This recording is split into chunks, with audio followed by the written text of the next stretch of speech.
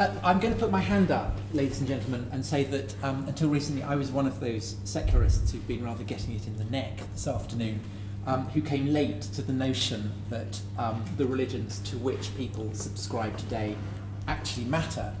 And what led me to join in this renewal of interest in religion in the late modern world that Grace talked about actually wasn't anything that's been happening in the contemporary world. It wasn't the Iranian Revolution or the Rushdie affair or 9/11 or anything like that.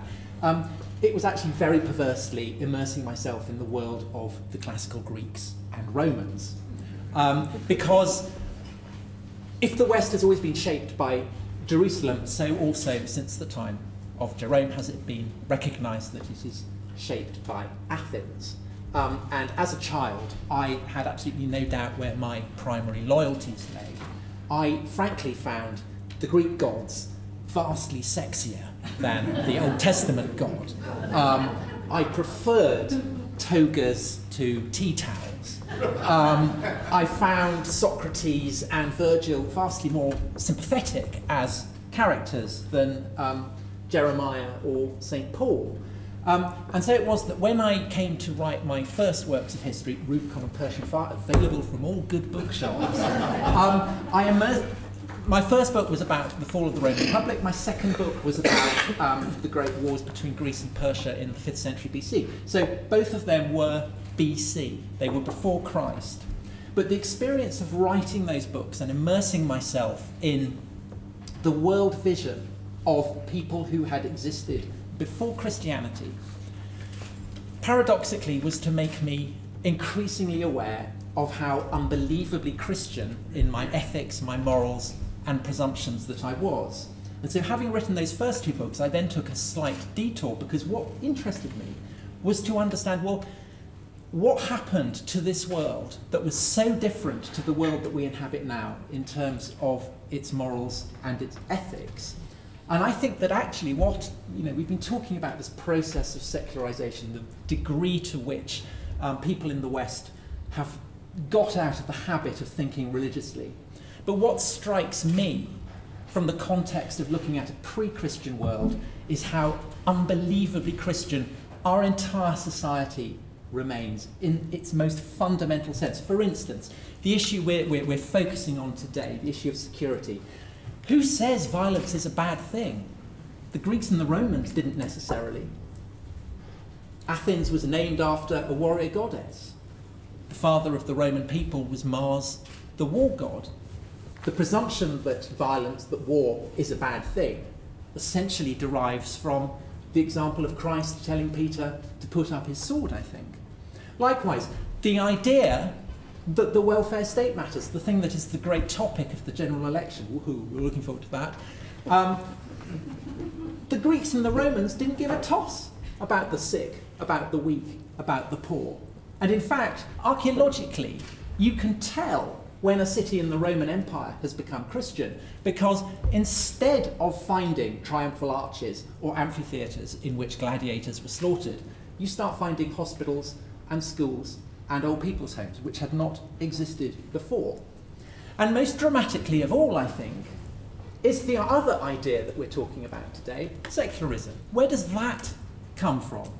Well, again, there was no understanding of a division between the secular and the religious in the pre-Christian world. The roots of our understanding of the secular derive ultimately from the famous response of Christ to the question of whether they should pay taxes. Render unto Caesar what is Caesar's, render unto God what is God. And in the West, that ultimately took a very distinctive form, focused by what used to be a very famous event at Canossa, where an emperor waited in the snow to be blessed by the Pope, Gregory VII in the 11th century. And what happened in the 11th century and then into the 12th was that essentially the Catholic Church absorbed what had previously been the sacral powers of kings and emperors into itself, thereby clearing up a space which could become what we now see as secular. And one fruit of that, most intriguingly of all, was our current understanding of religion. Because if I said there was no notion of secular in the classical world, neither was there a concept of the religious. And what happened in the Protestant Reformation, and I mention that because if we are a Christian country, I think also in our presumptions we remain largely a Protestant country. What happened was that a notion of something called religion, derived from the Latin religio, but that's not, in Roman times and in medieval times, religio did not have the sense that religion has now. That modern sense that we have evolves post-Protestantism, and essentially it is an invention of the Reformation and Enlightenment worlds. And the paradox of that is that, in a sense, when we talk about religious literacy, we need to bear in mind, we need to be literate about the nature of religion. We need to recognise that, like secularism, it is a word that carries a lot of cultural baggage. And that therefore, when Westerners, Western journalists, Western academics, whoever, apply religion, that Western concept as it exists within the English language and many other European languages, to other areas of the world, they are seeing through a glass darkly. We cannot help it. We are conditioned by our language and everything that it determines. And so therefore I think that when, for instance, we look at two of the most pressing trouble spots in the world at the moment, we are looking at areas that are not shaped by that Western Christian Protestant tradition. And I think it makes it hard for us to get a handle on it. The first that Marat was talking about, obviously, is Crimea, Ukraine. Christian, absolutely, but shaped very much not by the Latin West, but by Byzantine traditions, to complement the not at all. But well, we'll come to that in a minute. But when you the person you quoted, was it Putin was talking about? That's Putin. That's not science. There's a wonderful phrase from Potemkin writing to Catherine II when she absorbed Crimea, and referred not only to Vladimir, Prince of Kiev, but also to the Greeks and the Romans who had been there. So it was laying claim to the classical heritage as well. And I think that whether we think it's Byzantine or not, I think nevertheless the Orthodox traditions are recognisably different to those of the Latin West. And therefore it is a challenge for us, I think, to recognise that Russian Christianity or Ukrainian Christianity is not necessarily the same as Western Christianity. But it's even more evident, I think, this problem in the Middle East, and particularly the rise of ISIS, because there is a temptation for us in the West always to blame ourselves. So, for instance, it is very evident that when ISIS have pulled down the frontier posts that exist between Iraq and Syria, they've been very upfront about it. They are erasing the Sykes-Picot border. Great triumph. But there is also an element in which they are going back to the 7th century, and they are erasing that border that existed between the two great empires of the pre-Islamic world, Rome and Persia. And that is the context in which they are operating. The early Muslims, the first Arab conquerors, totally annihilated the Persian Empire. They swallowed it up. But Rome, in the form of Constantinople, the second Rome, stood strong. And so Rome, the new Rome, the second Rome, in the demonology of early Islam, apocalyptic Islam, was the great foe. And again, it's not surprising that in one of the recent editions of Dabiq, the ISIS glossy magazine, lifestyle magazine, they had a picture of Caligula's obelisk in the front of St. Peter's Square with the ISIS flag flying on. And there is great talk in ISIS. The ambition is to conquer Rome, by which, of course, they mean America, but they do also, I think, literally mean to conquer Rome. And Mustafa said, absolutely right, that there is no tradition in Islamic scholarship to justify what ISIS are doing. But in a sense, I think that is the whole point, because what ISIS are doing is to strip away, as they see it, the cladding of commentary, the cladding of tradition, and in a sense go back to the primal sources, to the primal fountainhead of the example of the Prophet and the early caliphs. And I think it is part of the fascination and the complexity of this issue that when you do that, when you do actually go back and attempt to do that, to go back to an understanding of what actually happened in the 7th and the 8th centuries, you can come to almost diametrically opposed conclusions. You can, for instance, have the form of Islam that is manifest in the Islamic State. You can justify, if you want to, the slaughter of Yazidis in the name of following the example of the Prophet overthrowing idols.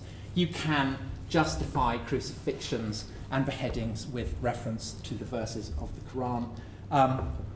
You can claim that the reason this hasn't been done before is because people in the Islamic State in the early 21st century uniquely have managed to see through all the fog of previous Islamic commentary to get back to the primal example of those early Muslims. Alternatively, if you look back to the beginnings of Islam and you try and strip away the cladding, you can find something very different.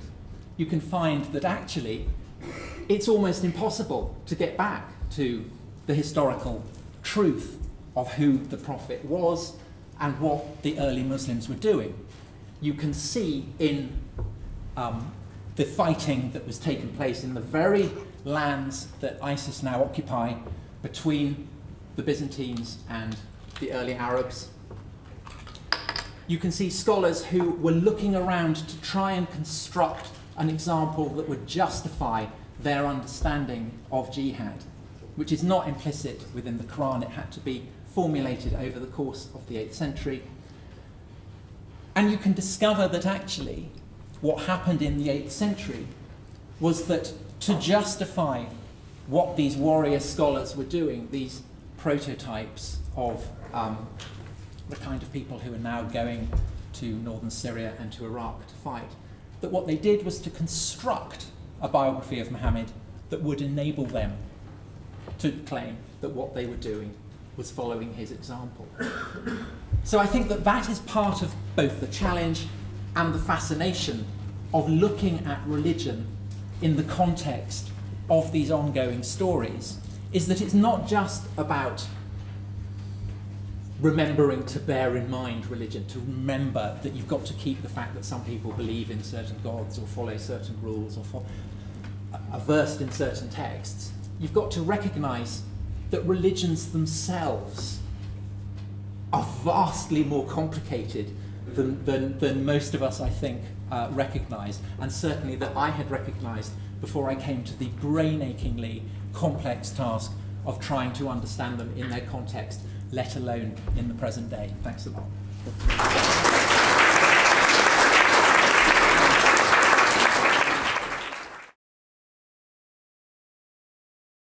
I'm going to close by invoking the thoughts of a second poet, if I may. This time an American, Mary Oliver, who has a very useful set of instructions for living a life. Her instructions for living a life are: pay attention, be astonished, tell about it. You have indeed attended today. Thank you for your attendance. I trust on occasion you've been astonished. I've been astonished at the power of simple testimony, the wonderful stories that we heard. That's the first thing that I was astonished by. The second thing is I've been astonished by the directness with which we've been able to talk about these things.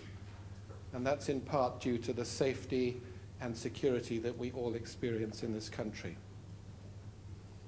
And I've been astonished too by the value of seeing things in greater contexts. I loved what Dr. Merritt said when he said that in introducing a discussion of the Ukraine, which was so refreshing to hear in this setting. His plea was that multiple confusions in the Ukraine all have their logics. So all the multiple confusions that you have experienced and heard about, they all have their logics. So you've attended, and I hope that you've been astonished, and I'd love you now to go and tell others about it. So, my lords, ladies and gentlemen, thank you for your attendance, thank you for your astonishment, and thank you for now for your enthusiasm.